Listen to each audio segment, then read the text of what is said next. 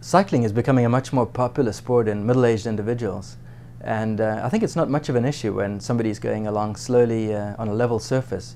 But whenever you put two people together on a bicycle, it turns into a race, and particularly up a hill, it can be very strenuous, kind of akin to the hockey rink, where you're not doing too much, then you're suddenly out on the ice doing very strenuous exertion, and that's the time when the risk of a cardiovascular event is much higher.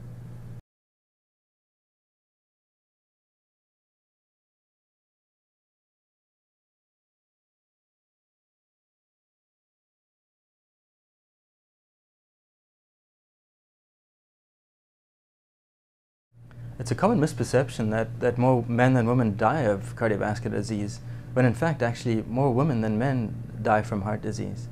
But I think the main difference is that women tend to present later, on average about 8 to 10 years later. And part of this may be due to the protective effect of the female hormones. And what we see in practice is that women often present in a bit of a catch-up phase after menopause, where they have a higher risk for a number of years, to the point where the actual overall risk is quite similar to that of men in the long run.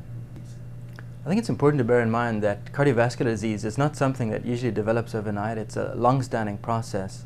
And I think it's important for both men and women to pay attention to their risk factors from an early age. Certainly men tend to present earlier, and so it's even more important that they pay attention to their factors well before they're in their 60s and 70s.